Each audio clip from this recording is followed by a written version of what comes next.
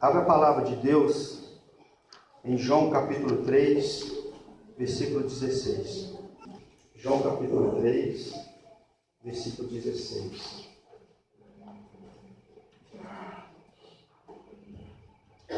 Aleluia.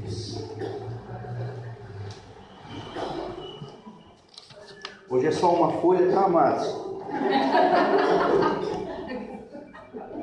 Aleluia. Diz assim a palavra de Deus. Até parece que uma folha para Deus é, né? João 3,16 diz assim: porque Deus amou o mundo de tal maneira que deu o seu Filho unigênito, para que todo aquele que nele crê não pereça, mas tenha a vida eterna. Amém? Amém. Deus eterno, no nome do nosso Senhor e Salvador Jesus Cristo, a Tua palavra já está no nosso coração. Espírito Santo de Deus, transforma o nosso coração em terra fértil nesta hora. Lança por terra a preocupação, lança por terra o medo. Pai amado, lança por terra as nossas emoções que não estão ligadas com o Senhor. Pai amado, para que a Tua palavra neste momento venha produzir a vontade do Senhor, que é perfeita, boa e agradável, Senhor. Fique à vontade, Espírito Santo de Deus. Nós te rendemos honra e glória, reconhecemos a Tua autoridade aqui nesta noite, nos submetemos a ela. Eu submeto a minha alma à Sua autoridade nesta hora, que a minha boca seja a boca do Senhor. Lança por terra tudo que é carnal da minha vida, Pai amado, e que a minha vida seja o louvor e glória do Senhor. Abençoe a Tua igreja que está reunida. Fique à vontade no nosso meio, Espírito Santo de Deus. Abençoe a nossa família. Guarde as nossas vidas. Pai amado, que nesta noite haja no nosso meio o espírito de liberdade, espírito de ousadia, de coragem nesta noite, ó Pai. É o que nós te pedimos em nome de Jesus. Aleluias, glória a Deus, aleluias. Glória a Deus, aleluias. Amém, igreja? Nós já estamos aproximando o fim dessa série de mensagem, amém? Dentro daquilo que Deus vai fazer com cada um de nós, dentro daquilo que está preparado para acontecer com cada um de nós, só está faltando mais uma coisa nós falarmos aqui, que é o tribunal de Cristo. Amém? Depois do tribunal de Cristo, só alegria. Amém? Só glória a Deus. Nós não vamos mais precisar de comparecer diante de Deus, de Jesus Cristo, para prestar conta de mais nada. Amém? Amém. Ah, pastor Valdo, não é o arrebatamento, não. Depois do arrebatamento nós vamos prestar conta a Deus de muitas coisas. Amém, igreja? Que estejamos preparados para esse tão grande dia. Amém? Glória a Deus. Então, semana que vem, nós vamos começar a falar aqui sobre o tribunal de Cristo, sobre galardão, sobre coroas, sobre recompensa, sobre perca, sobre 1000 anos. Amém, igreja? Amém. Nós já sabemos aqui que tem 3 coisas que vão acontecer, que vai caminhar junto com o reino milenar de Jesus Cristo. Amém? É o reino milenar de Jesus Cristo, 1000 anos. 1000 anos de perca e 1000 anos de prisão de Satanás. Essas 3 coisas vão começar a caminhar no mesmo horário e terminar no mesmo horário certinho. Amém? Glória a Deus. Então, quarta-feira, tribunal de Cristo. Amém? E aí depois nós já estaremos encerrando essa série de mensagens. Eu acredito que nessas quarta-feiras eu descansei bastante os pastores. Amém? Glória a Deus. E olha que eu estou deixando de falar muita coisa, porque é impossível pregar por completo a palavra de Deus. Amém? Aleluias? Amém. Amados, nós terminamos o culto de quarta-feira dizendo aqui que quem é verdadeiramente salvo nunca perderá a sua salvação. Nós lemos aqui a palavra de Deus quando Jesus Cristo falou que todo aquele que o Pai trouxe a Ele, Ele jamais lança fora. E que da mão de Deus ninguém pode tirar. Aleluias! Então, igreja, quem é verdadeiramente salvo, nunca perderá a sua salvação. Por quê? Porque Deus não fez a obra da salvação mal feita. A obra da salvação da parte de Deus, ela é perfeita, ela é completa. Deus não fez ela mal feita, não fez ela pela metade, não fez ela por um período de tempo. Deus a fez definitivamente. E ela é eficaz. Por isso que a palavra de Deus declara que o Evangelho, a palavra de Deus, ela tem poder de salvação. Ela é eficaz. Tudo aquilo que Deus fez. Porque a salvação que é pela graça e pelos méritos de Cristo, ela não depende das nossas obras. Então nós falamos aqui, se a salvação dependesse das minhas obras, das minhas atitudes, eu nunca seria salvo. Ninguém ia conseguir ser salvo se a nossa salvação dependesse das nossas obras. Ninguém seria salvo. Por isso que a salvação, a palavra de Deus declara que a salvação não é pelas obras. A salvação é João 3,16, para que todo aquele que nele crê, aleluia, não pereça, mas tenha a vida eterna. Então, igreja, se quem é verdadeiramente salvo não perde a salvação, então nós podemos aqui começar a conhecer algumas atitudes de Deus, algumas atitudes da parte de Deus para com o homem. Então, o que é que Deus fez para que nós não percamos a nossa salvação? Para que aos olhos de Deus, uma vez salvo, salvo para sempre, nós já podemos perceber que as atitudes de Deus, as promessas de Deus para comigo e com você, para com toda a humanidade, é uma atitude, é uma promessa incondicionadas. E o que é que vem a ser uma promessa incondicionada? É que não estão sujeitos a qualquer tipo de condição, limitação ou restrição.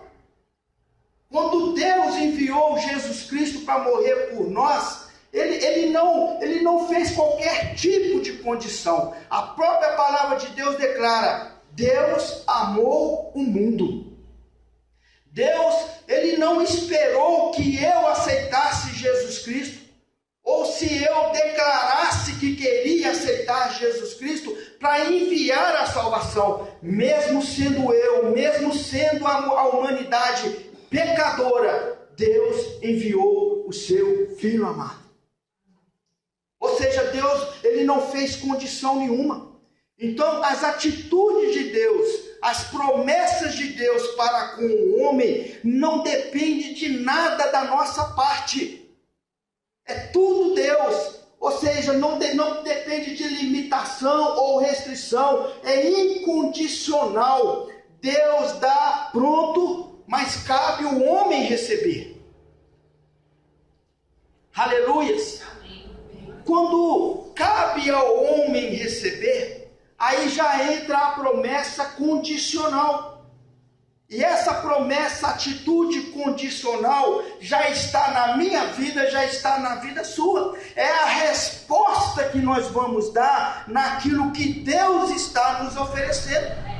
Porque da parte de Deus, Deus não faz condição nenhuma, mas da minha parte se torna algo condicional, que significa que está sujeita a uma condição ou restrição, condicionado, que exprime ou envolve uma condição. Aleluias! Da parte de Deus já está consumado, pronto. Mas da nossa parte existe o crer. Para que todo aquele que nele crer não pereça, mas tenha vida eterna.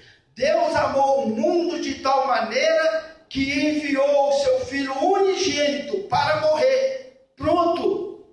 Essa é a atitude de Deus para comigo e com você. Ele enviou Jesus Cristo com um único propósito, para morrer pelos pecadores. E essa atitude de Deus alegrou tanto o coração de Deus, que lá em Isaías a palavra de Deus declara que Deus se alegrou com a morte de Jesus Cristo. Então, da parte de Deus, Deus amou o mundo de tal maneira que enviou o seu único Filho unigênito para morrer. Atitude incondicional. Da parte do homem agora se torna uma atitude condicional, para que todo aquele que nele crê não pereça, mas tenha a vida eterna. Aleluia, igreja. Glória a Deus. Da parte de Deus, a salvação não se perde. Da parte de Deus, todo aquele que está em Cristo Jesus nunca vai perder a salvação. Pastor Mauro ensinou aqui muito bem. Nenhum pecado nos tira da presença de Deus ou nos faz perder a salvação. Porque Jesus Cristo, Ele é um advogado. Ele está pronto para nos perdoar. Então, amado, nada pode nos tirar da presença de Deus. A única coisa que nos tira da presença de Deus é quando nós decidimos não crer mais. É quando nós decidimos não acreditar mais. Então, igreja, da parte de Deus, a salvação não se perde, nunca. Todas as vezes que Deus olha para mim e para você, por maior que seja o nosso pecado, Deus está vendo o sacrifício perfeito de Jesus. E muitos têm desanimado, muitos têm parado, muitos têm deixado com que as suas emoções, que Satanás diga para ele, não tem mais jeito, você errou, você fracassou, Deus não te ama mais. A igreja, da parte de Deus, salve para sempre. Não permita que nenhuma emoção, que nenhum sentimento te tire do alvo daquele grande dia, que é passar a eternidade com Deus. Mesmo se pecarmos, e olha, igreja, que como ser humano imperfeito, por negligência e por falta de atenção, corremos o risco de dar ouvidos a tentações do inimigo. Por quê? Porque nós somos seres humanos. Nós não somos super-homens. Todos nós estamos sujeitos a cometer um erro. Mas nós temos um advogado que intercede por nós. Que o sacrifício dele é perfeito para nos conduzir de volta ao caminho da salvação. Quando o cristão peca, sua posição legal perante Deus permanece inalterada. E qual que é a posição nossa hoje diante aos olhos de Deus? Filhos, herdeiros, salvos. Ainda que nós venhamos cometer um deslize, um pecado, uma falha, os olhos de Deus para nós continuam a mesma coisa. Cabe a nós confessarmos, pedirmos perdão e continuar. Porque o que faz o homem afastar dos caminhos de Deus é quando o coração começa a perder a sensibilidade e começa a cauterizar. É quando nós achamos normal o pecado. É quando nós não percebemos o pecadinho. Deus, ele é maravilhoso na palavra dele. Porque Deus, Jesus Cristo nos mandou tomar cuidado. Não é com a raposa adulta, mas é com as raposinhas. É as pequenas coisas que nós não percebemos. Ah, não preciso pedir perdão disso não. Ah, não, Deus nem deve ter percebido isso. Amado, é as pequenas coisas. O câncer, ele começa numa ferida bem pequenininha. E quando ele não é tratado no início, ele espalha por todo o corpo. Aí não tem mais jeito mais. Quando o cristão peca, sua posição legal perante Deus permanece inalterada. Ele ainda assim é perdoado, pois já nenhuma condenação há há para aqueles que estão em Cristo Jesus. Você crê nisso? Diga para o teu irmão, meu irmão. Diga para ele, meu irmão. Não há nenhuma condenação para aqueles que estão em Cristo Jesus. Aleluias. Glória a Deus. O que é estar em Cristo Jesus? É permanecer. É aquele que permanece. Aleluias, igreja. Aleluias. A salvação, ela não se baseia nos nossos méritos, mas é dádiva gratuita de Deus.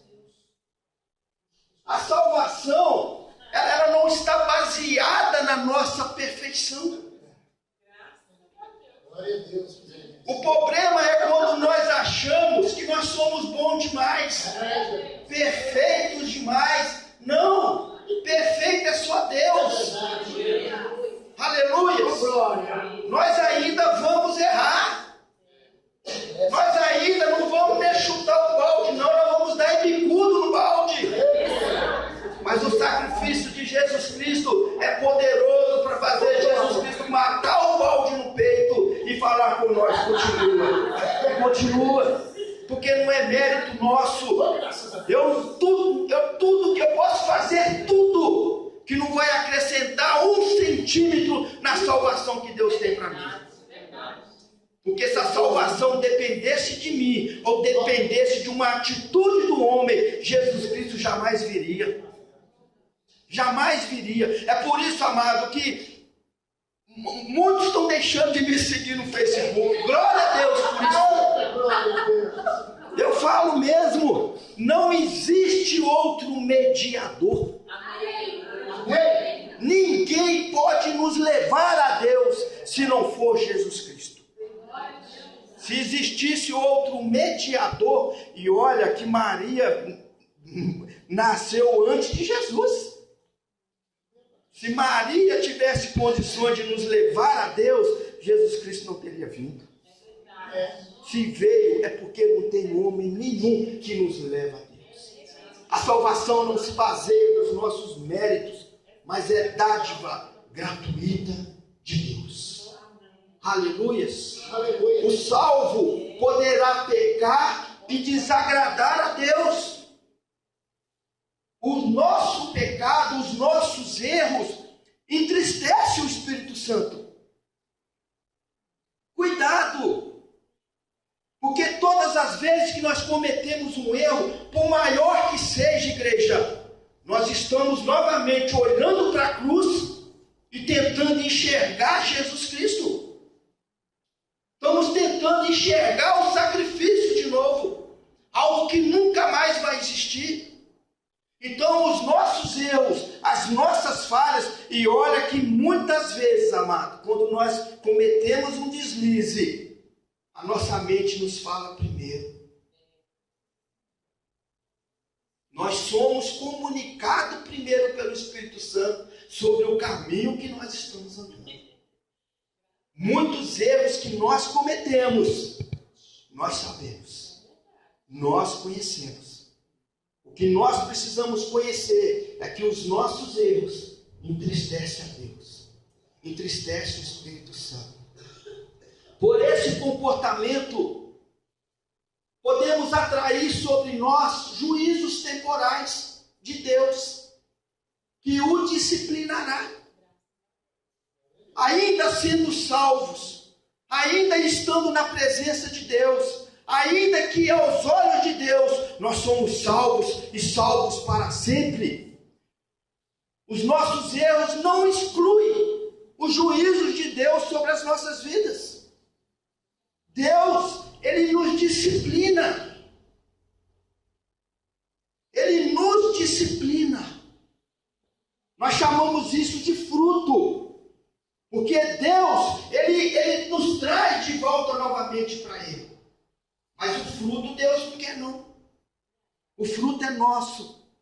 O fruto é disciplina nosso. E cuidado, igreja, com a disciplina de Deus. Cuidado. Davi, ele cometeu um erro com uma mulher, e mesmo ele pedindo perdão para Deus, reconhecendo o seu erro, Deus trouxe uma disciplina na vida de Davi que ele nem percebeu. Quando o profeta Natan chegou lá no palácio e começou a falar com Davi, Davi tinha um homem muito rico, com muitos bens, mas chegou uma visita na casa dele. Ele, em vez de pegar uma ovelha do seu rebanho, que ele era rico, foi pegar a única ovelha que o seu vizinho tinha, para servir para o visitante. Eu estou narrando assim, segundo a Bíblia escreveu o pastor Volga, tá? Mas é a mesma coisa. Davi se irou com aquilo, quando ele ouviu aquela história do profeta Natan. E Davi falou assim: olha, que este homem pague 4 vezes mais aquilo que ele fez. Na mesma hora o profeta Natan falou: você é esse homem, Davi. Depois que Deus perdoou Davi, 4 filhos de Davi morreram. A palavra que Davi pronunciou, que este homem pague 4 vezes mais aquilo que ele fez para esse homem. 4 filhos de Davi morreram. Cuidado, igreja. Cuidado. Os nossos erros, as nossas falhas entristecem o Espírito Santo e gera frutos no mundo espiritual. Disciplina de Deus. Lá em 1 Coríntios 11:32 fala: mas quando julgados, somos disciplinados pelo Senhor para não sermos condenados com o mundo. Então a disciplina de Deus que nós recebemos aqui hoje, igreja, ela serve como um sinal de alerta. É para nos alertar, para que nós não sejamos condenados com o mundo. Nós precisamos aprender com a disciplina de Deus. Aprenda com a disciplina de Deus. Quando pecamos, a nossa comunhão com Deus é afetada e entristecemos o Espírito Santo. Devemos então restabelecê-la, pedindo perdão, mas nunca deixamos de ser filhos. Errou, cometeu uma falha, permanece firme. Pede perdão para Deus e continua. O problema é que muitos estão errando e estão desistindo.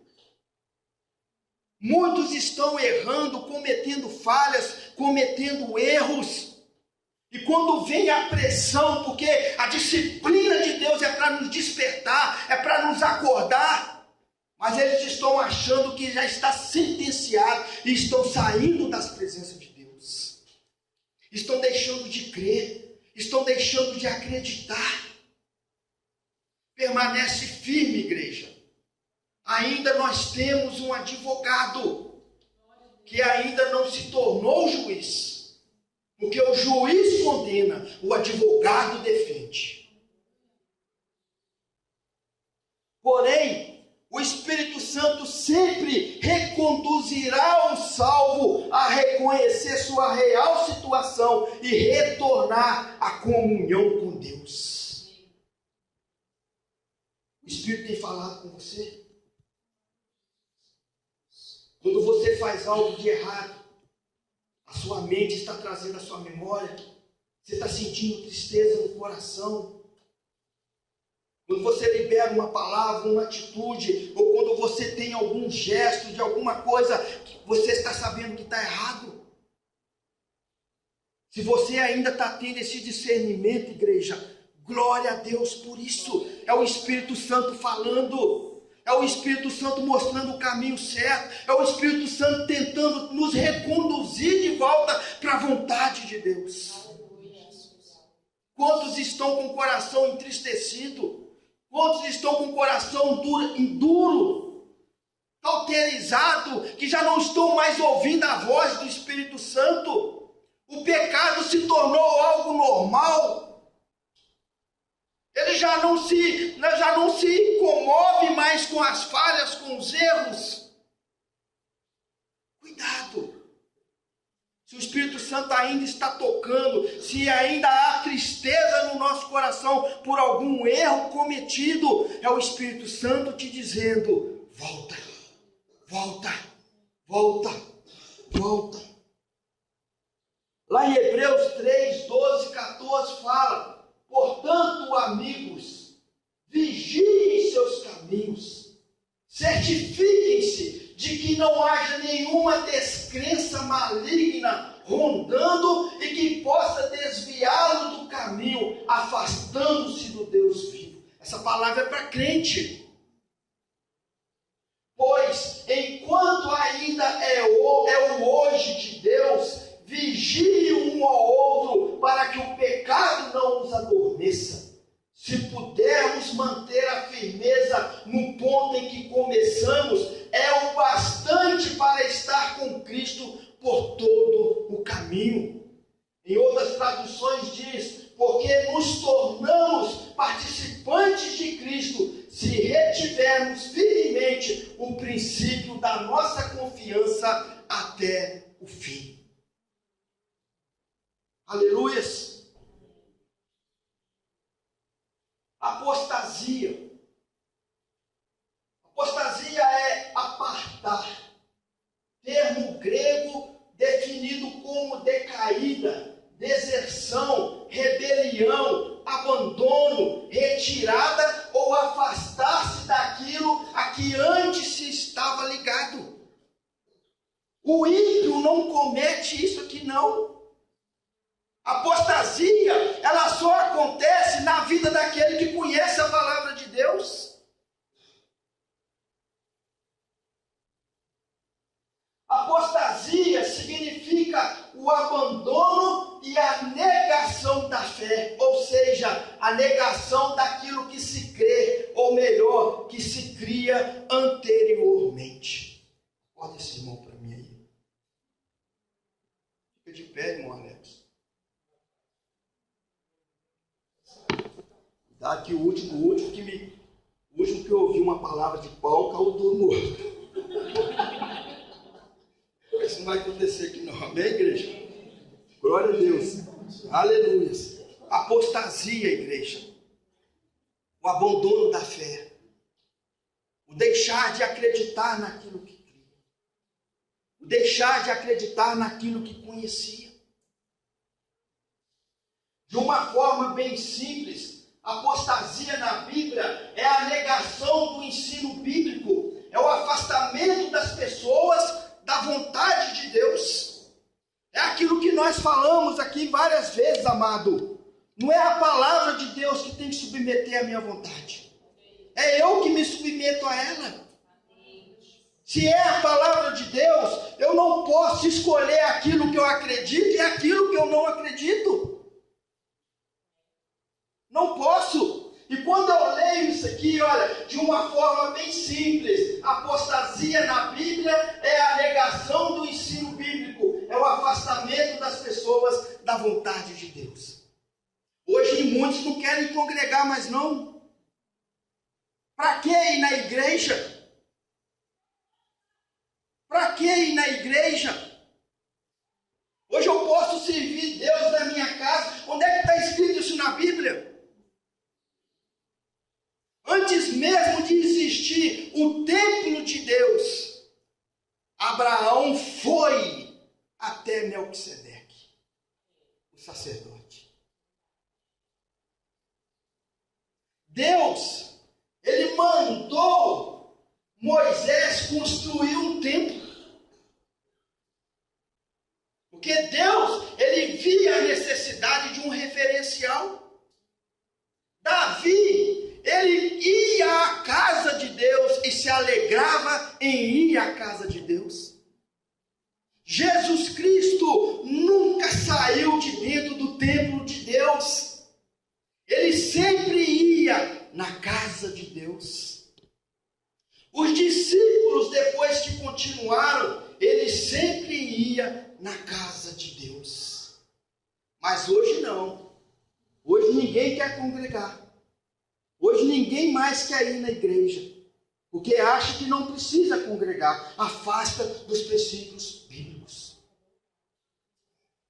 Afasta.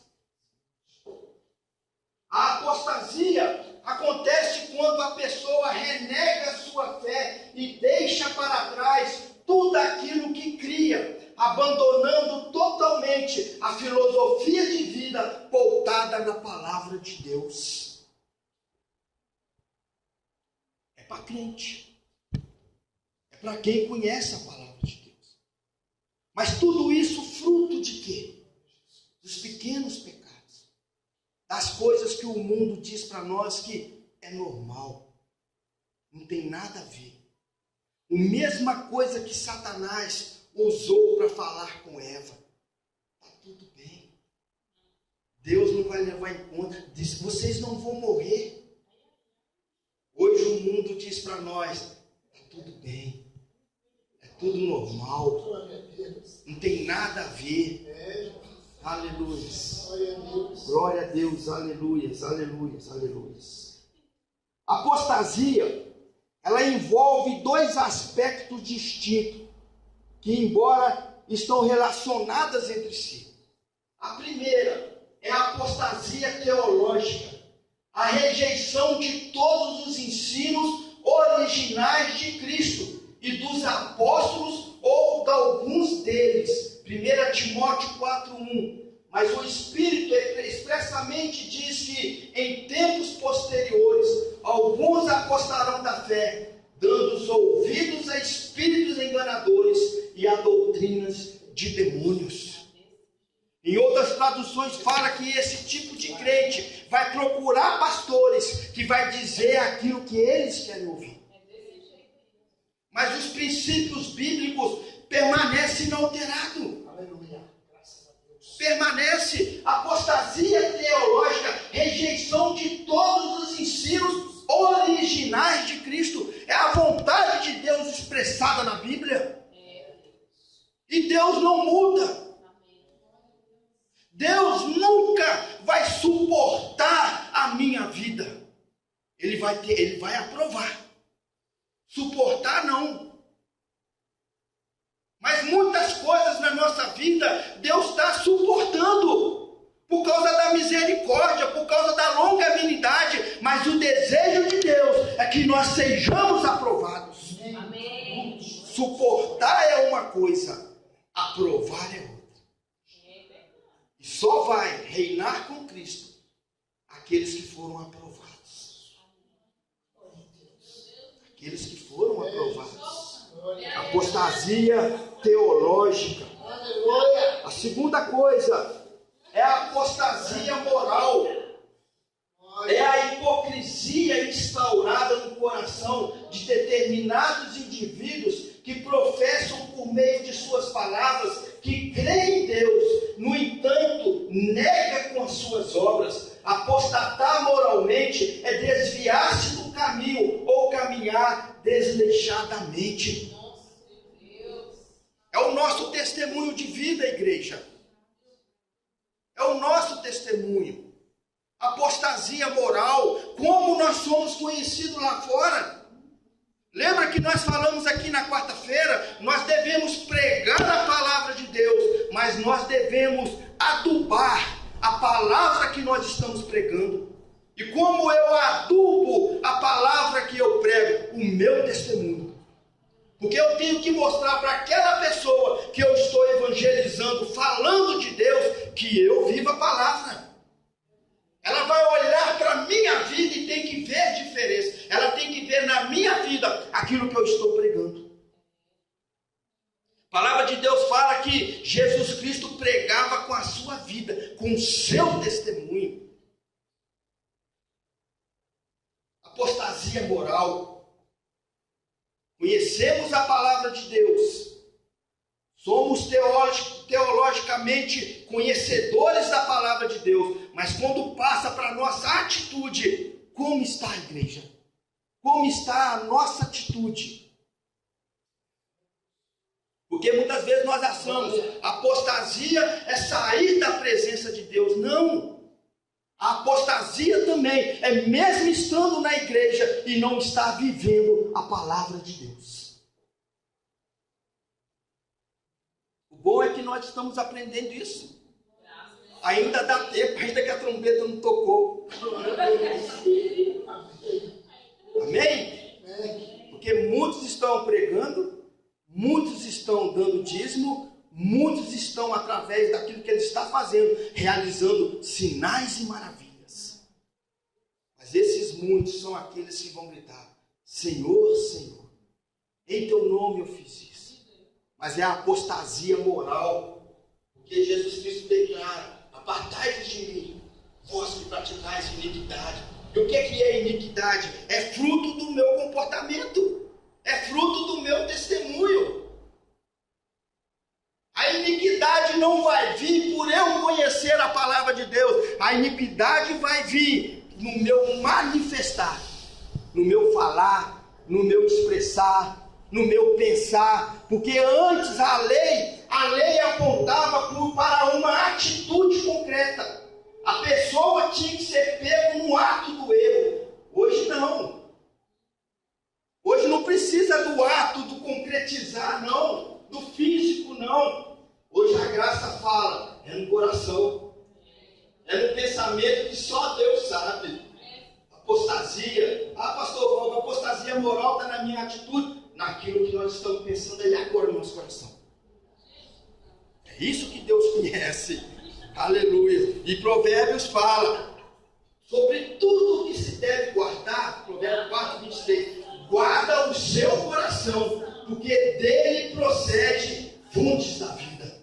Aquilo que eu sou aqui dentro é o que vai me manifestar para fora. Aleluias. Aleluias. Aleluias, igreja. A palavra de Deus, ela é linda.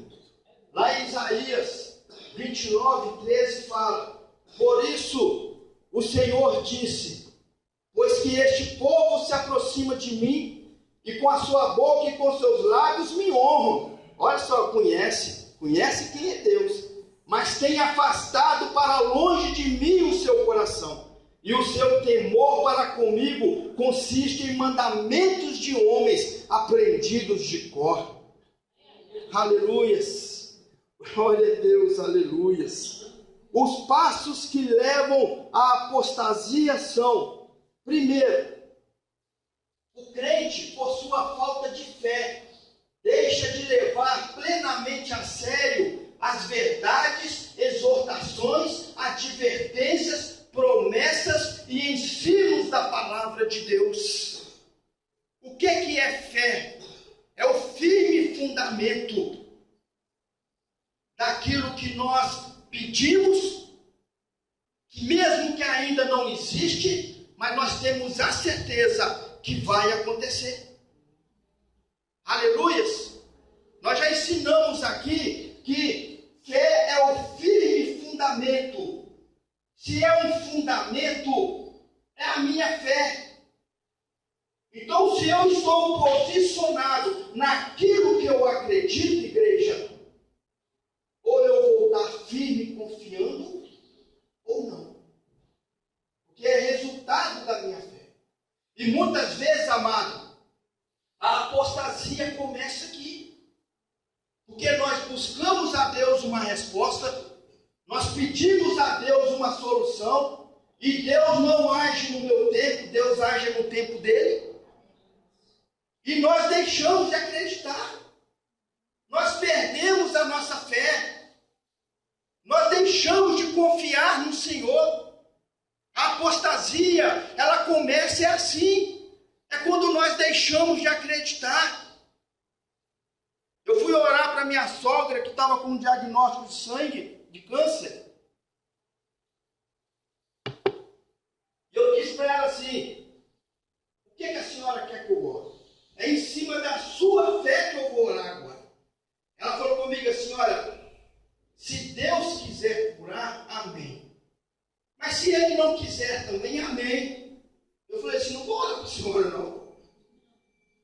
O meu Deus quer curar. A palavra de Deus fala que Jesus Cristo levou na cruz todas as nossas dores, as nossas enfermidades. O castigo que estava sobre nós, Ele levou sobre Ele. Agora Agora hoje ele vai decidir se quer curar ou não. Eu falei assim, não vou orar com a senhora não. Vou orar não. Essa oração eu não faço não. Até que ela conseguiu entender o que é fé. É o firme fundamento. Aí sim eu orei por ela e ela foi curada. Mas foi por causa da minha oração?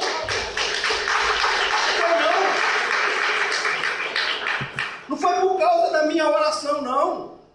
É porque ela entendeu o que é fé e viveu a fé. E teve a certeza que Jesus Cristo é poderoso para curar. Mas muitas vezes nós deixamos de acreditar. E a apostasia começa nessas pequenas coisas. Persevera naquilo que você está buscando a Deus.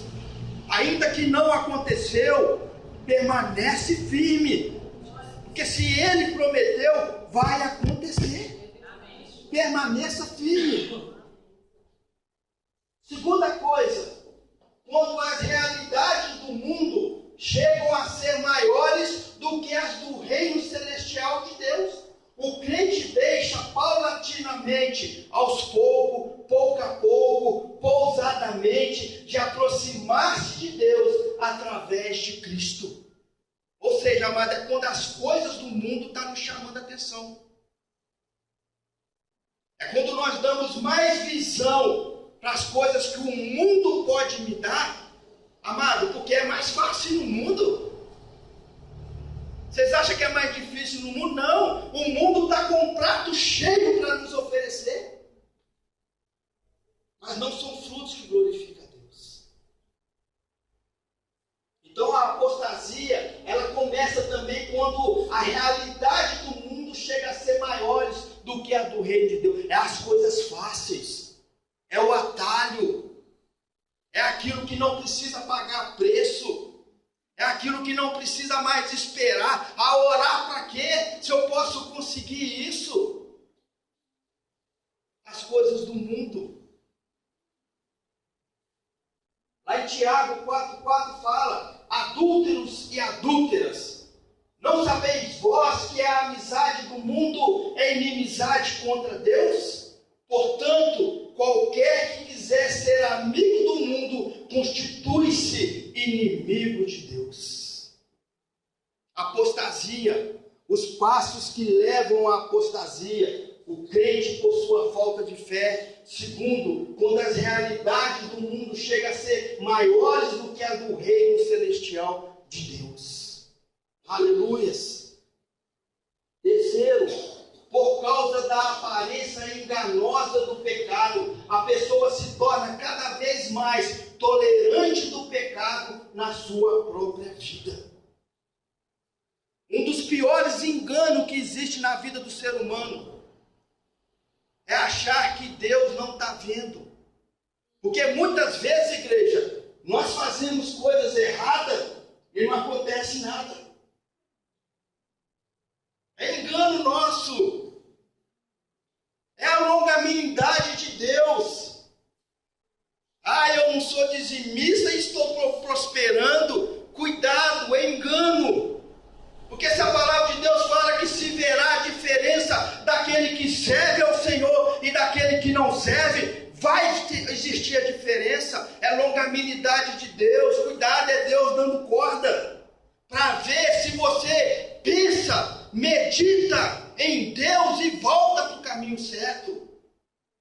Ah, eu cometi essa falha, pedi perdão, não aconteceu, eu tornei a fazer de novo e não, estou perfeito, não deu lepra em mim, não, está tudo bem. Não, cuidado, é longanimidade de Deus. Tem um período certo para a corda puxar de volta. E quando Deus puxa a corda, cuidado, igreja, cuidado, o puxão de corda de Deus não é bom não. Aleluia. O quarto, pecado voluntário, renitente, pecado contumaz. Pecado voluntário significa apostasia ou rebelião. Este pecado é cometido conscientemente e constantemente, sem o menor gesto de arrependimento, é cometido por crentes que sabem que o pecado é pecado, mas já perderam o temor a Deus. Pecado remitente. Remitente significa, é como se fosse um sino. Um sino batendo. Aquela tecla não sabe para que ele bate de um lado do outro, mas ele é remitente. Assim é na vida de muitos crentes. Está fazendo coisa errada e sabe que está errado. Pecados que nós pedimos perdão para Deus e é pecado repetitivo. Muitos pecados são repetitivos, igreja. É a mesma coisa, é a mesma essência. Sabemos que Deus está falando, que Deus está proibindo, mas nós estamos fazendo. Nós estamos fazendo. Pecado remitente. Pecado remitente que significa que ou aquele que teima, persistir numa ação, num pensamento, na execução de uma tarefa, uma pessoa obstinada, qualidade, caráter de que é persistente, teimoso, esforço em sentido contrário. A palavra de Deus nunca vai dar curva para nós encontrarmos de novo com ela, não. A palavra de Deus é uma linha reta. Não tem trevo, não tem atalho, não tem acostamento. Eu lembro do irmão que me discipulou, que pregou a palavra para mim, no dia que eu aceitei. Ele falava comigo assim: irmão Val, na palavra de Deus só existe dois caminhos. Primeiro, não existe trevo, porque não tem opção. Ou é o caminho que leva para o céu, ou o caminho que leva para o inferno. Ele falava isso comigo. Eu era novo, convertido aqui, que meus olhos arrepiavam. Meu Deus, o trem é sério mesmo. É complicado. O trem é complicado, igreja. É tão complicado que levou um para morrer na cruz. Tão complicado que é, mas é um caminho abençoador. E quem entra nele não tem mais volta. Não tem mais volta. Aleluias, glória a Deus, aleluias. O significado de endurecimento na Bíblia é uma dureza impenetrável. Mesmo Deus falando, mesmo Deus mostrando, a pessoa não amolece o coração. Saul foi uma pessoa dessa. Mesmo Deus, através dos profetas, falando para Saul, Deus não está agradando disso, mas o coração dele se tornou um coração impenetrável. Ao ponto, amado, de perder o reinado. Não só para ele, mas para toda a sua geração. Uma dureza impenetrável, capaz de perder toda a sensibilidade de entender a Deus. É por isso que nós escutamos muitas coisas da boca de um crente que está desviado. Ah, essa palavra eu conheço. Conhece, mas o coração está tão duro que ele não entende a situação real dele. Ah, eu conheço essa palavra, não te entregar para mim não. Eu conheço a palavra de Deus de trás para frente, onde é que você quiser. Mas ele não percebe que o coração dele está duro. Está impenetrável. Perder a sensibilidade da grandeza de Deus, a reverência das coisas sagradas. A reverência das coisas sagradas. Perder a sensibilidade de se arrepender dos pecados e aceitar a salvação. Perder a sensibilidade pela palavra de Deus, não se sujeitando ao seu aprendizado. Enfim, é uma pessoa insensível. Uma pessoa insensível, igreja. Isso é muito triste.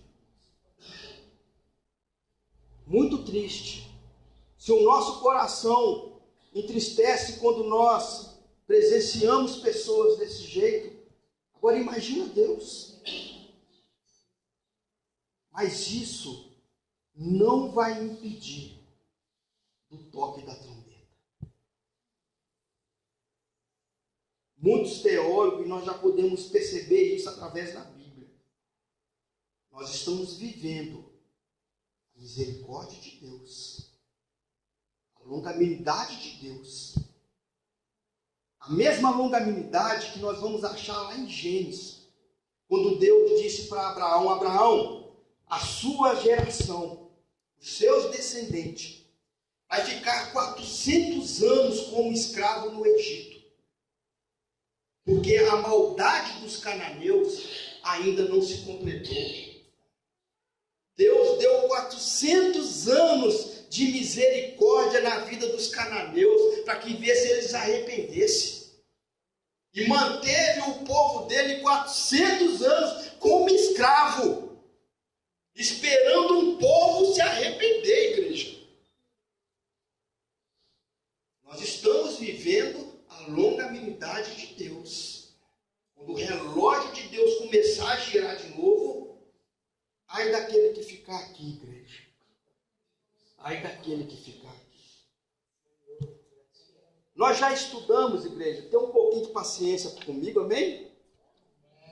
Nós já estudamos aqui sobre quem será arrebatado na volta de Jesus. Primeiro, todo cristão convertido. Amém? Amém. Cristão convertido. Não é cristão convencido, não, amém? Glória a Deus. Porque muitos são convencidos que são crentes, mas só é convencido. A aparência é maravilhosa, mas Deus quer o conteúdo. Amém? É o que é precioso para Deus. Todo cristão convertido e todo cristão que nasceu de novo. Aleluias! Lembra de Nicodemos? Aquele que não nascer da água e do sangue não herdará o reino de Deus. Terceiro, quem será arrebatado na vinda de Jesus? Os que esperam Jesus, ouviram a palavra do Senhor e creram. Lá em João 5, 24, 26 fala: eu lhes asseguro, quem ouve a minha palavra e crê naquele que me enviou, tem a vida eterna. E não será condenado, mas já passou da morte para a vida. A palavra crer de novo aqui, igreja. Quem crê na minha palavra é quem acredita na minha palavra.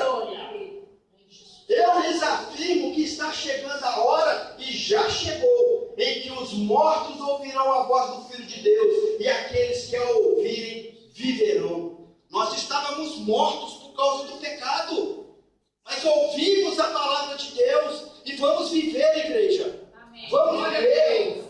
Pois da mesma forma como o Pai tem vida em si mesmo, Ele concedeu ao Filho ter vida em si mesmo. Amém.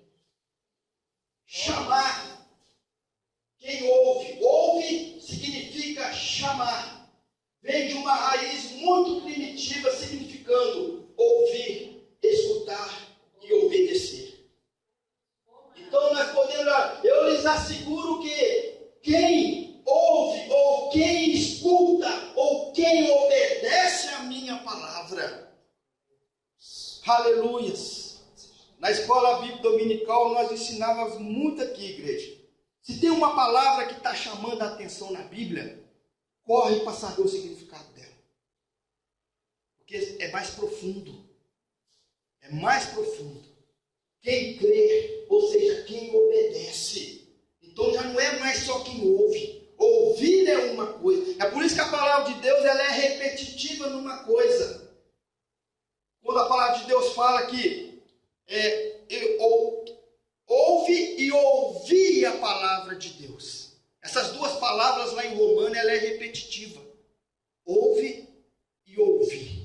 Ouvir é você escutar. Mas quando a palavra repete de novo ouvir, significa é o entendimento. É buscar o entendimento da palavra. O que Deus realmente quer ouvir. Porque muitos estão ouvindo a palavra, mas poucos estão obedecendo a palavra de Deus. Aleluias, glória a Deus. Assim também Cristo, oferecendo-se de uma só vez para levar os pecados de muitos, aparecerá a segunda vez sem pecado aos que o esperam para a salvação. Lembra que nós dividimos João 3,16 em duas partes. Primeiro, Deus ofereceu, não esperou nada de nós. A segunda coisa, Deus espera uma resposta minha e sua daquilo que Ele está oferecendo. E a palavra de Deus fala em Hebreus 9:28. Assim também Cristo, oferecendo-se uma só vez, não vai ter outra vez, igreja. Jesus Cristo não vai vir oferecer novamente a vida dele para nós, não. É por isso que nós devemos prestar atenção em Hebreus capítulo 6. Que não há outro sacrifício para aqueles que não obedecem à palavra de Deus. Não tem como mais crucificar Cristo. Para levar os pecados de muitos, aparecerá a segunda vez. É o que nós estamos ministrando aqui. Já vai fazer 5 semanas, sem pecado, aos que o esperam para a salvação. Mateus 25:10 fala, na parábola das 10 virgens, Jesus disse, chegou o noivo, ouve a voz das 10 virgens dormindo, e de repente o atalaia grita, o noivo chegou. A trombeta foi soada, o noivo chegou. As 10 virgens se levantaram, igreja, mas 5 estavam preparadas, 5 não estavam. E a porta se fechou. 5 entraram, 5 ficaram do lado de fora. 5 foram participar do banquete, 5 sofreram percas, não participaram do banquete. A palavra de Deus o tempo todo ela está mostrando recompensa, mas também está mostrando perca. Isso é um sinal de alerta para nós. Toda a palavra ela é inspirada para o nosso proveito. Tudo. Está lá em Mateus 25:10. Aleluias. Glória a Deus. Quarto. Quem será arrebatado na vinda de Jesus? Os que confessaram a sua fé em Jesus Cristo. Lá em Romanos 10:9-10 fala, se. Preste atenção nesse se. Quando nós estudamos português, nós vamos perceber que a palavra se é uma condição. É algo que está sendo apresentado. Não é algo concreto, definido. É algo que está buscando em nós um despertar. Então, olha o que a palavra do Senhor diz. Se confessar com a sua boca que Jesus é o Senhor e crer em seu coração que Deus o ressuscitou dentre os mortos, será salvo.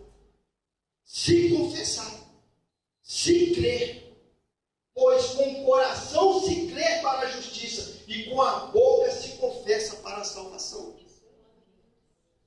Lá em Mateus 10:32 fala, assim sendo, todo aquele que me declarar diante das pessoas, também eu declararei diante do meu Pai que estás no céu. Entretanto, qualquer que me negar diante das pessoas, também eu negarei diante do meu Pai que estás no céu. Isso aqui é para crente. É para crente, igreja. Então, cuidado. A salvação da parte de Deus, Ele já deu. Já foi dado. Ele não pega de volta a salvação. Ah, você não merece mais não, me dá de volta aqui. Ele nunca vai fazer isso. Mas é nós, com as nossas atitudes, que rejeitamos aquilo que Deus faz. E a palavra de Deus em outros lugares fala que para esses já está decretado o inferno, o juízo final. Então cuidado. Cuidado com a apostasia. Cuidado com a negação da fé. Isso é muito perigoso. Em nome do Senhor Jesus. Quinto, quem será arrebatado na vinda de Jesus Cristo? Os que vencerem. Os que vencerem. Apocalipse 2:7 fala, está pronto para ouvir? Então ouça. Ouça as palavras do vento, o Espírito soprando através das igrejas. Estou para convocar cada vencedor para o jantar. Estou preparando um banquete com o fruto da árvore da vida, alimento que vem do jardim de Deus. Apocalipse 2:11 fala, seus ouvidos estão abertos? Então ouça. Ouça as palavras vento, o Espírito soprando através das igrejas. Os vencedores por Cristo estão livres da morte do diabo. Apocalipse 2,17 fala: seus ouvidos estão abertos, então ouça as palavras do vento, o Espírito soprando através das igrejas. Vou dar um maná secreto a todo vencedor e também uma pedra branca escrita com seu novo nome secreto.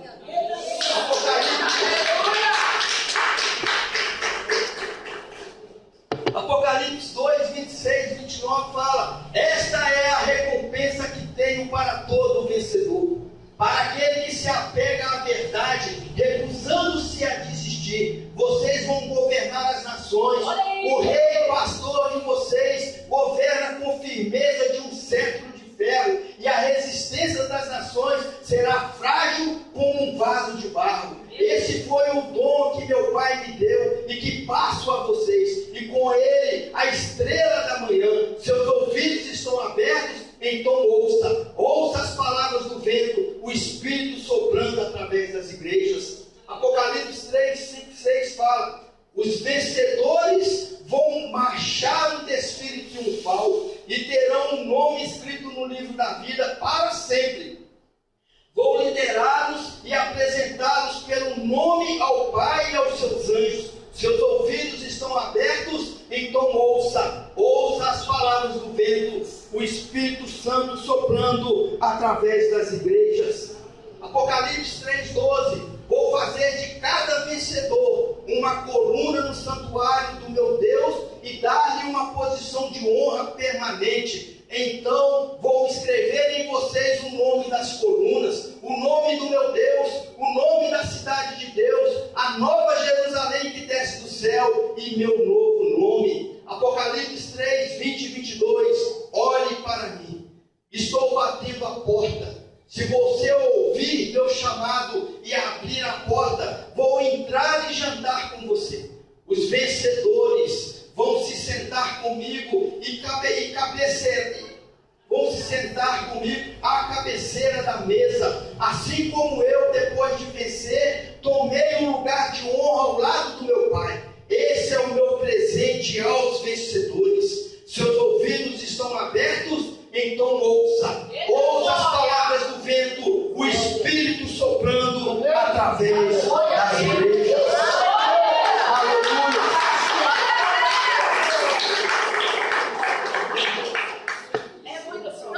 A carta às 7 igrejas de Apocalipse. Tudo o Espírito Santo dizendo ao vencedor, aquele que venceu. Outra tradução fala: ser fiel até a morte e dar-te-ei a coroa da vida. Quem será arrebatado? Aqueles que venceram. Os vencedores. Os vencedores. Aleluia, igreja. Eu prometo terminar daqui um pouquinho. Antes da meia-noite eu termino. Em nome de Jesus. Amado, quando eu leio tudo isso, igreja, eu percebo que toda equação tem dois lados. Todo relacionamento envolve mais do que uma pessoa. Hoje em dia foi um fantástico da semana retrasada, um casamento da mulher casando com ela mesma. Que loucura, meu pai. A mulher dizendo sim para ela mesma. Até parece que ela escutou a pregação e olhou no espelho. Aleluia. Todo relacionamento envolve mais do que uma pessoa. E assim também com o perdão disponível para nós, igreja. Por meio do sangue de Jesus. Deus, na verdade, fez a sua parte. Deus fez a parte dele nos perdoando. Mas se todo relacionamento envolve duas pessoas, e a nossa responsabilidade? E a nossa atitude? Ou seja, da parte dele, lá em João 19:30, Jesus disse: está consumado. E com isso Jesus Cristo curvou a cabeça e morreu. Ou seja, a salvação da parte de Deus está consumada. Então nós lemos lá em João 3, 16, 18, que diz: Deus amou tanto o mundo que deu o seu Filho, seu único Filho, pela seguinte razão: para que ninguém precise ser condenado, para que todos, crendo nele, possam ter vida plena e eterna. Essa é a atitude de Deus. Para que ninguém fosse condenado por causa do pecado, Deus enviou Jesus Cristo para morrer. Para que todo aquele que nele crê. E continua: Deus não se deu ao trabalho de enviar seu Filho apenas para poder apontar um dedo acusador e dizer à humanidade como ela é má. Ele veio para ajudar, para pôr o mundo nos eixos outra vez. Quem confiar nele será absolvido, mas quem não confiar terá sobre si, e sem o saber, uma sentença de condenação. E por quê? Porque não foi capaz de crer no único Filho de Deus quando este lhe foi apresentado. João 3,16 ao capítulo 18. Então, da parte de Deus, Deus amou tanto o mundo. Ele ofereceu Jesus Cristo para nós. Mas, igreja, daqui para baixo, é a parte do segundo relacionamento. Todo relacionamento envolve duas pessoas. A salvação da parte de Deus já está garantida.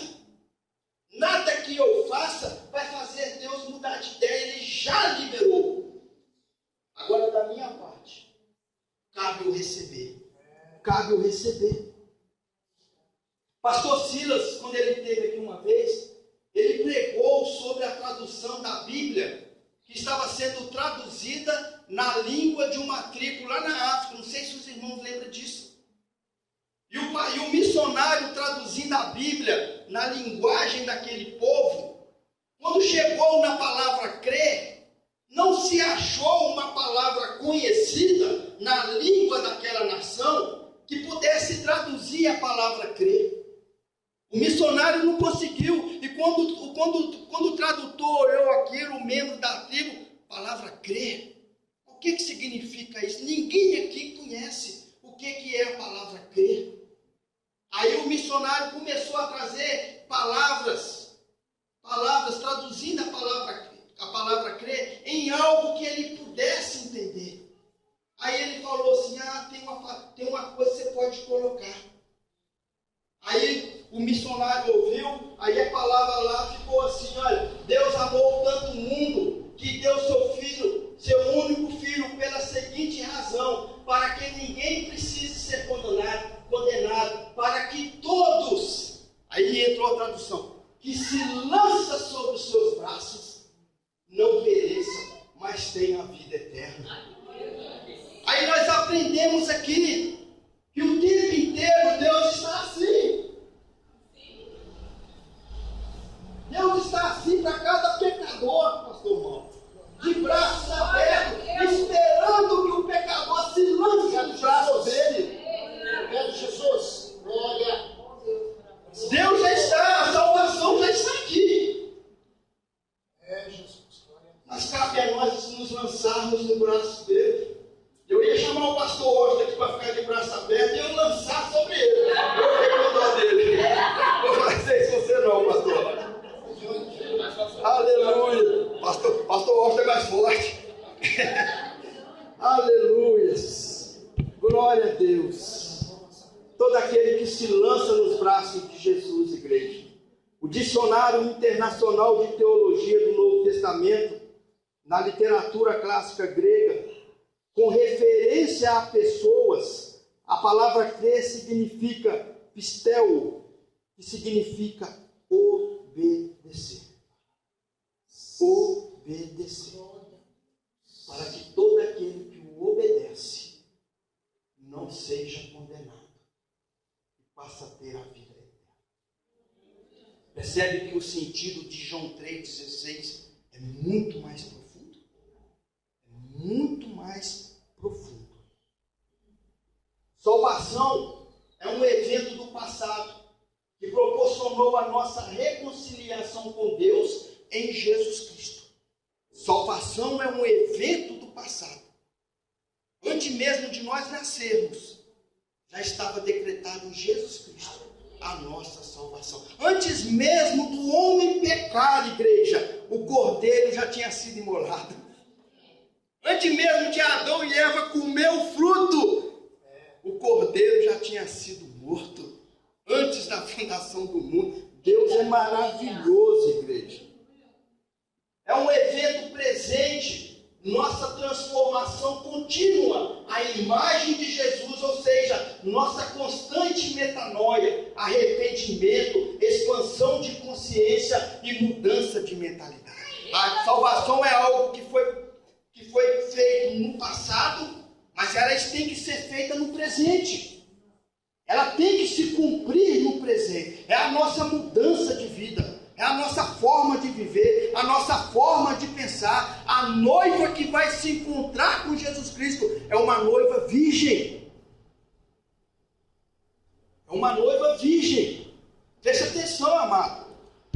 A palavra de Deus, ela é uma noiva quando casava no Velho Testamento, na noite nupcial. Se o marido percebesse que ela não era virgem, ela era lançada fora. Ele podia repudiar aquela mulher. E a noiva que vai encontrar com Jesus Cristo é uma noiva virgem, que teve a sua vida transformada. Ah, pastor Valdo, no arrebatamento então eu vou estar perfeito. Não. Nós vamos estar com a consciência aberta para o corrigir do Espírito Santo. É diferente. Ninguém vai estar perfeito no dia do arrebatamento. Mas nós vamos estar com o nosso coração aberto para o Espírito Santo. A todo instante está nos mostrando. Está errado, está errado, está errado. E nós com o nosso coração aberto, disposto a mudar as nossas atitudes. Amém, igreja? E é um evento futuro, quando um dia seremos plenamente transformados, consumado esse processo de salvação, que seria algo divino dado ao ser humano, pura graça, favor e merecido. Aleluia. Aleluias. Glórias. Jesus, ele é o representante de toda a humanidade, ele é o único mediador. E não tenha medo de dizer isso para as pessoas, não, igreja, porque muitos estão sendo enganados. Eu li uma frase no carro que diz: todos os caminhos levam a Deus. Uai, misericórdia.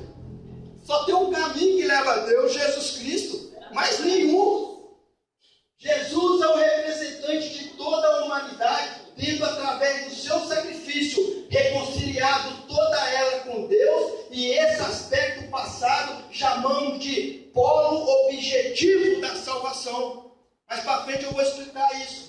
O polo objetivo é a reconciliação, religação do homem com Deus, que ocorreu em Jesus, quando entregou-se pela restauração da criação, vencendo o pecado, vencendo a morte e fazendo isso tudo em nosso lugar. Não depende de mim e nem de nada que parta de mim. É graça, é favor e merecido. Aleluia. Ah, eu vou fazer isso porque eu preciso ser salvo. Já está condenado. Porque nada que eu faça vai aumentar ou diminuir a minha salvação. Já está decretado em Jesus Cristo. Independente de nossa fé, crença, arrependimento ou ideia, crendo ou não, vivendo ou não em conformidade com os ensinos de Jesus, estamos todos objetivamente salvos. Então, o polo objetivo é algo que aconteceu no passado, é com Deus. De Deus para nós. Aleluias. De Deus para nós. Independente de nossa fé, crença, arrependimento ou ideia, crendo ou não, vivendo ou não, em conformidade com os ensinos de Jesus, estamos todos objetivamente salvos. Fernandinho Beira-Mar está salvo.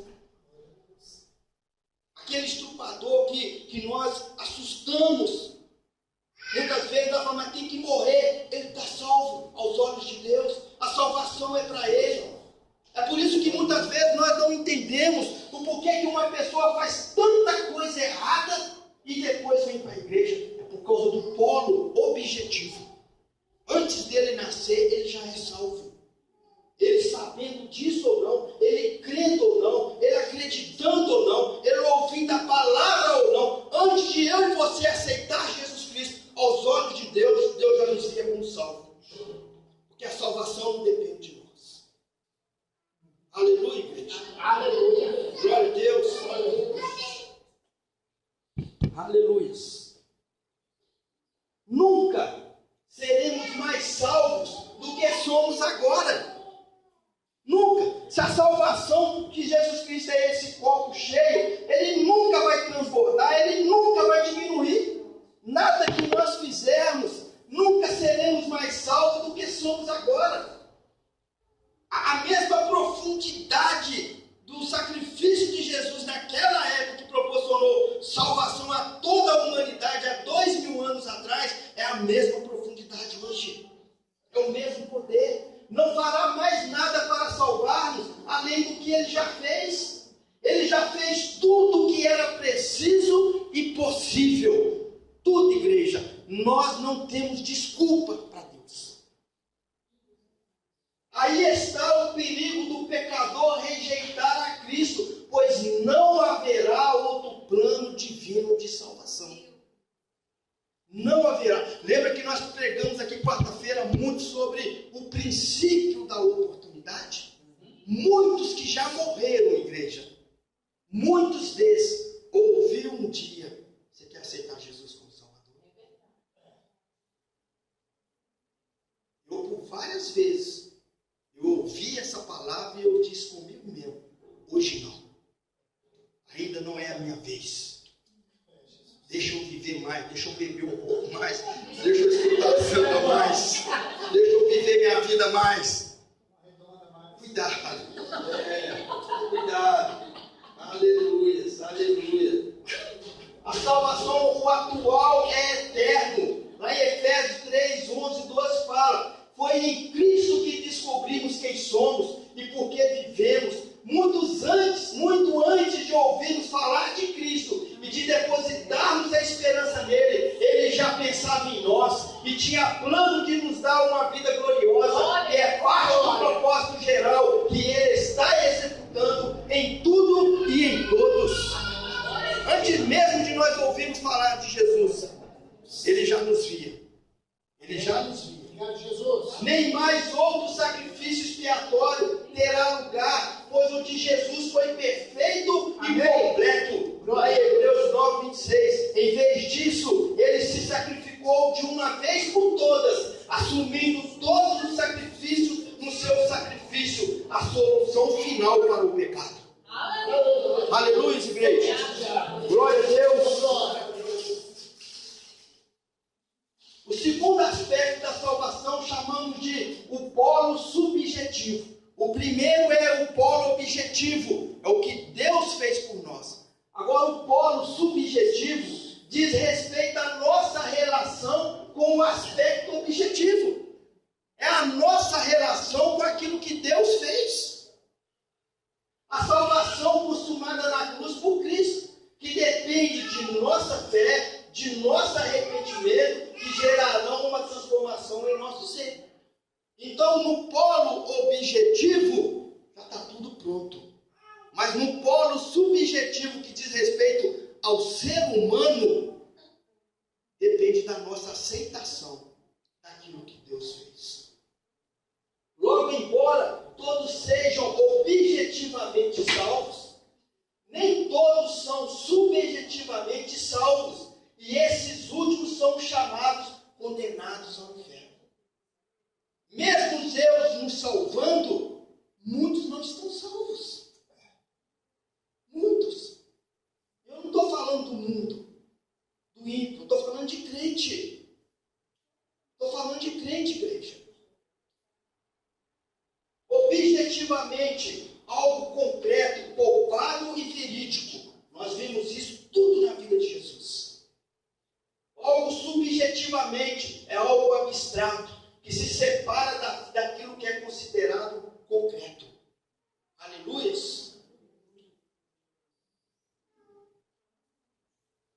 Aleluia. Aleluias. Glória a Deus. Aleluias. Ainda existe o nosso papel para ser representado. De acordo com a palavra de Deus, nós também devemos fazer várias coisas.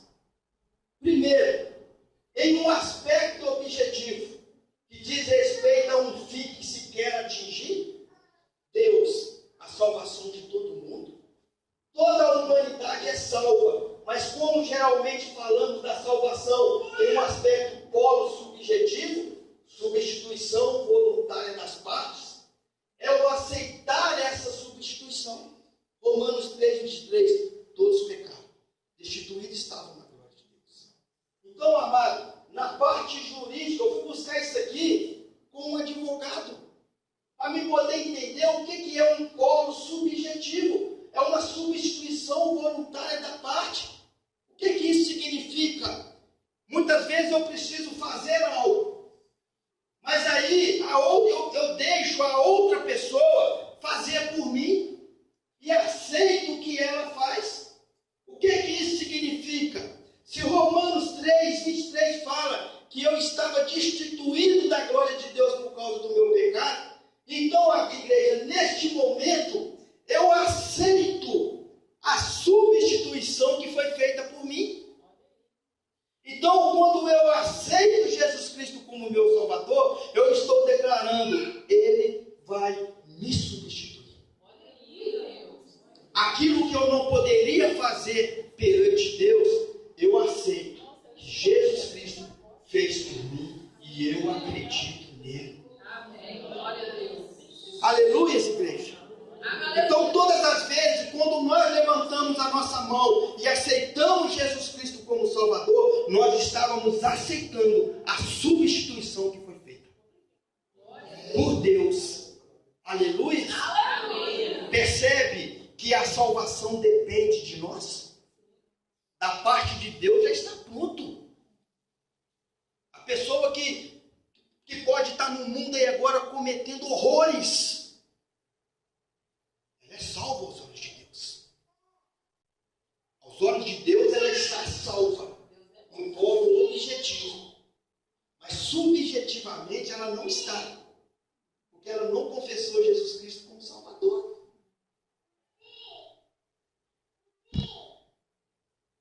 Salvo é todo aquele que tem uma percepção dessa salvação recebida na cruz e que alinha a sua mentalidade através do arrependimento a esse fato. E Jesus Cristo ele foi categórico quando ele ministrou a sua primeira palavra, depois que saiu do deserto, após ser tentado 40 dias. A primeira coisa que Jesus Cristo falou quando desceu: arrepende-se, porque é chegado o reino de Deus. O arrependimento é tudo, igreja. O arrependimento é tudo. Se o arrependimento, se a tristeza, não é o remorso, porque o arrependimento segundo Deus produz vida. Mas o arrependimento segundo o homem, que é remorso, produz morte. Aleluias. O arrependimento de Deus provoca mudança. Mudança de atitude. Pedro se arrependeu, um arrependimento de Deus. Judas se arrependeu, um arrependimento do homem. Ele sentiu remorso. O remorso gerou morte na vida de Judas. O arrependimento de Pedro gerou vida na vida de Pedro. Aleluia, igreja. Glória a Deus. Estou terminando. Portanto, embora toda a humanidade tenha objetivamente salva na cruz e reconciliada com Deus, muitos estão rejeitando em vida essa realidade. Eu estou falando para crente, não é para o ímpio. Estou pregando aqui agora é para crente. Eles estão nadando contra o fluxo da salvação, do perdão, da reconciliação e da vida que lhe foi dada. O nosso testemunho, igreja, a nossa maneira de viver, vai declarar quem nós seremos naquele grande dia. Eu já deixei bem claro aqui, pastor Val, eu preciso ser perfeito. Então, ninguém consegue ser perfeito, igreja. Mas perfeito aos olhos de Deus é aquele que submete à voz do Espírito Santo e muda a sua vida. esse é perfeito aos olhos de Deus.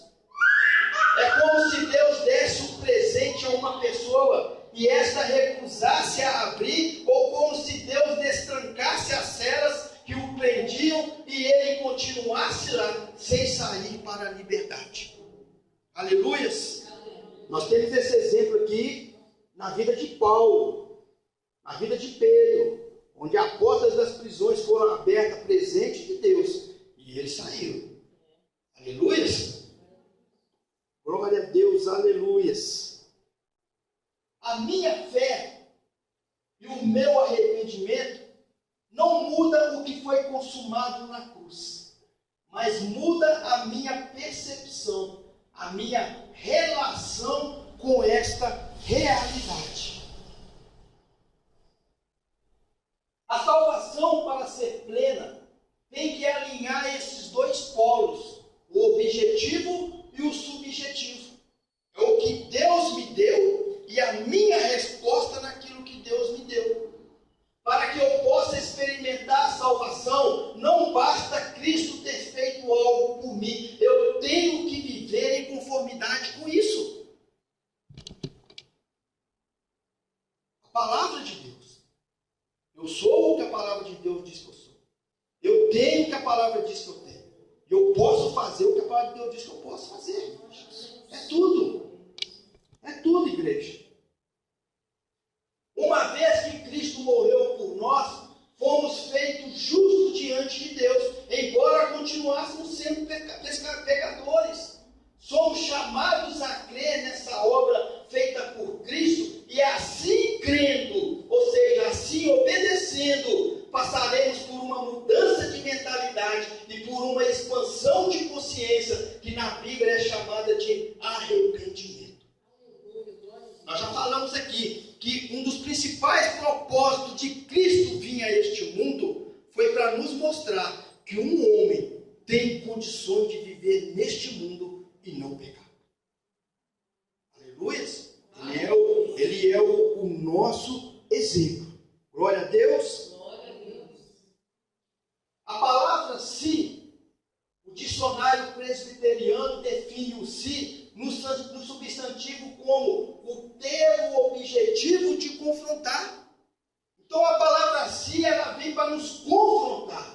Já o dicionário online de português indica uma indeterminação, algo ou alguém indefinido, que ainda não se sabe o resultado.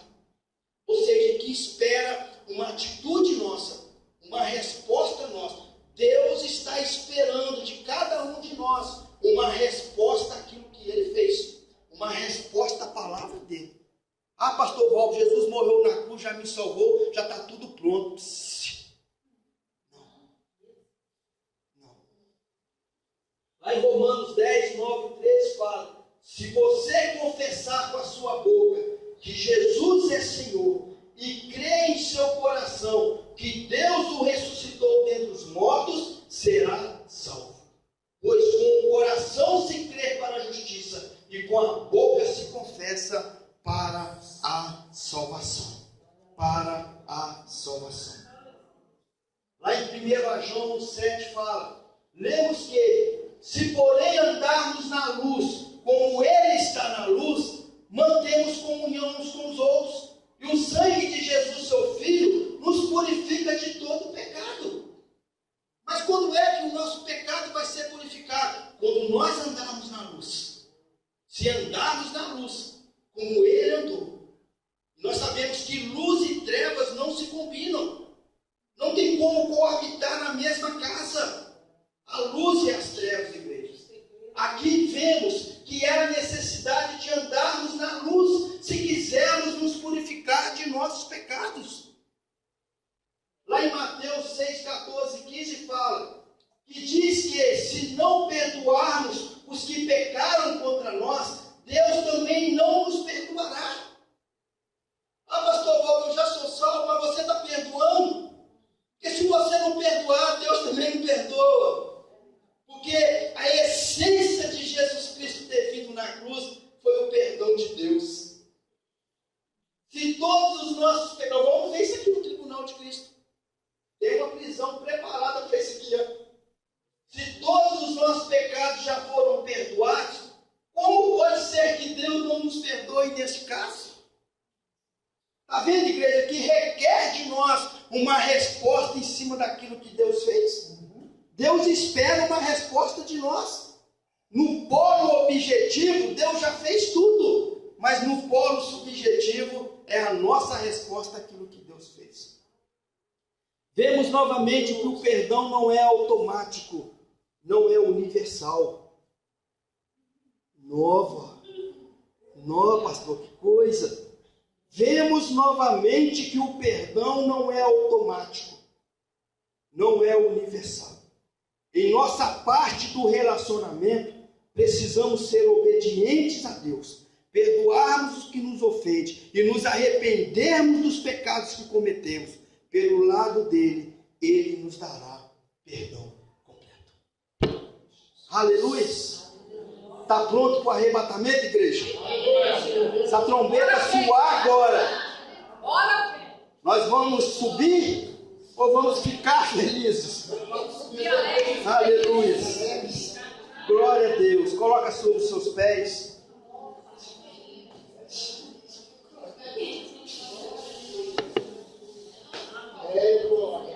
Quarta-feira nós vamos estar iniciando aqui o Tribunal de Cristo, amém? Imagina, presta atenção aqui, igreja. Nós estamos trazendo isso aqui por etapas. O reino de Deus, Jesus Cristo anunciando o reino para nós. Quando nós começamos o arrebatamento, nós já sendo arrebatados. Agora, quarta-feira, imagina, vem com essa expectativa quarta-feira. De você lá nos ares. E Jesus Cristo olhando para você. Porque quando nós encontrarmos com Jesus Cristo nos ares, aí será instalado o tribunal de Cristo, onde nós vamos prestar conta de tudo que nós fizemos aqui. Mas não preocupe, se nós chegarmos até lá, e vamos chegar, significa que nós já somos salvos para sempre. Nós não perderemos a nossa salvação. Ainda que as obras forem rejeitadas, a salvação não se perderá. Aleluia. Aí vai se cumprir o versículo que Jesus Cristo falou: da mão de Deus ninguém tira. Aleluia. Glória a Deus. Vem nessa expectativa, se imaginando você lá no céu, todo de branco. Se você tem algum defeito no seu corpo, você pode procurar esse defeito lá no céu, que você não vai ver mais não. Se você tem alguma mancha no seu corpo, você pode procurar ela lá, que você não vai ver essa mancha lá não. Amém? Porque nada defeituoso entra na presença de Deus. Nosso corpo vai ser transformado. Jesus Cristo não foi reconhecido depois que ressuscitou. Por quê, amado? Porque não tinha marca da coroa de espinho, não tinha marca de chicote no corpo dele. Só ficou a marca da lança e as mãos e os pés furados. É porque tem sentido espiritual isso. Amém? Glória a Deus. Você vai fazer uma oração agora, rapidinho, entre você mesmo. Com qual propósito, igreja? Da parte de Deus já está feito. Aleluia. Comece a ver o seu parente que ainda não aceitou Jesus Cristo com a visão de salvo. Comece a orar nesse sentido. Deus, obrigado pela salvação do fulano. Obrigado pela salvação dela. Passa a ver ele salvo. Mas agora, nós temos que olhar para nós mesmos. Nós estamos vivendo a salvação que Deus quer? A nossa vida condiz com aquilo que Deus ofereceu para nós? Eu estou produzindo frutos dignos de um verdadeiro arrependimento? O pecado tem dominado a minha vida? Eu tenho caído no mesmo pecado sempre? E é sobre isso que nós vamos orar agora. Deus eterno, em nome do nosso Senhor e Salvador Jesus Cristo, Tua palavra nos falou muito nesta noite, Pai. Eu te peço perdão, Pai, porque muitas coisas poderiam ser ditas aqui, mas o Espírito Santo de Deus, eu tenho uma certeza que o Senhor vai continuar falando. Pai amado, traga essa sede no coração de cada um de nós. Assim como a tua palavra diz que o boi, ele passa a noite inteira ruminando aquilo que ele comeu durante o dia, Pai. Que isso venha acontecer com cada um de nós aqui agora. Que a palavra do Senhor que trouxe confronto aos nossos corações, que esta palavra venha gerar em nós, ó Pai, curiosidade, necessidade de ouvir mais e mais e mais do Senhor. Espírito Santo de Deus, fala, continue a falar com cada um de nós.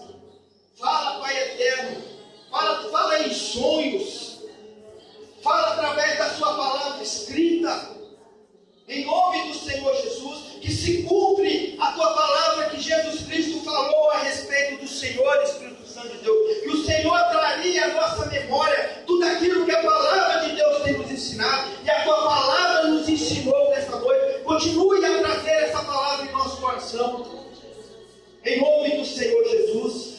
Pai eterno, nós aprendemos aqui nesta noite que aos olhos do Senhor nós já somos salvos e não existe nada, Pai amado, nenhuma atitude nossa, nenhum nada que pode, ó Pai, aumentar e diminuir essa salvação. Mas nós aprendemos aqui nesta noite, ó Pai, que da nossa parte requer uma resposta em cima daquilo que o Senhor nos oferece. Que nós venhamos meditar nisso, ó Pai, sobre qual resposta que nós estamos dando, o nosso testemunho de vida, o nosso pensamento, ó Pai. Espírito Santo de Deus, continue a falar com cada um de nós, em nome do Senhor Jesus, em nome do Senhor Jesus, em nome do Senhor Jesus.